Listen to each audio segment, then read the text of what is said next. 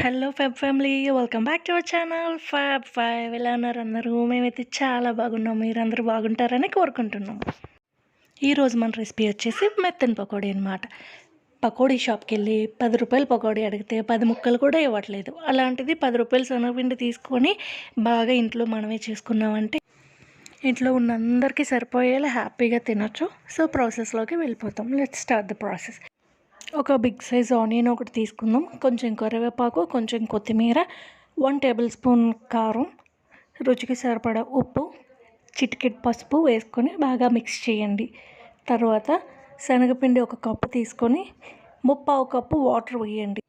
బాగా మిక్స్ చేసి నేను చూపిస్తున్న విధంగా కన్సిస్టెన్సీని ప్రిపేర్ చేసుకోండి.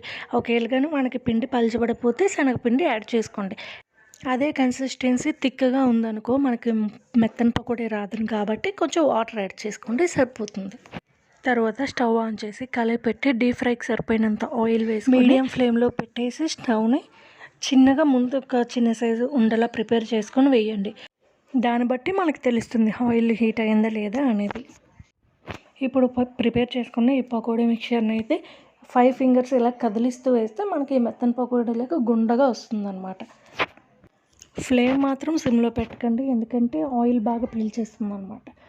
కొంచెం మనకి పకోడీ మెత్తగా పొంగినట్టు కావాలి అనుకుంటే చిన్న చిటికెడు మనం సోడా గుండ కూడా యాడ్ చేసుకోవచ్చు.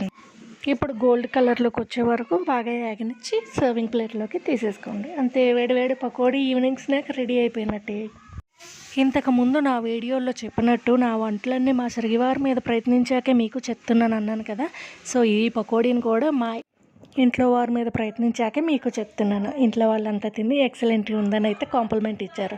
సో నెక్స్ట్ అరటికాయ బజ్జీని అయితే చేసేస్తున్నాను. మీరు సిద్ధంగా ఉండండి నేర్చుకోవడానికి. నేను చెప్పడానికి వీడియోతో రెడీగా ఉంటాను.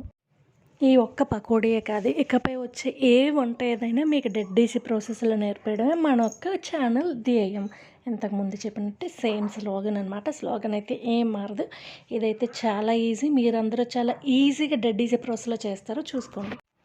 ఈలోగా మీరందరూ మర్చిపోకుండా లైక్, షేర్, సబ్స్క్రైబ్ చేసేసుకోండి. Thank you for watching. మీరు మీ ఇళ్ళల్లో ట్రై చేశాక ఎలా ఉందో కామెంట్ సెక్షన్లో కామెంట్ పెట్టేయండి.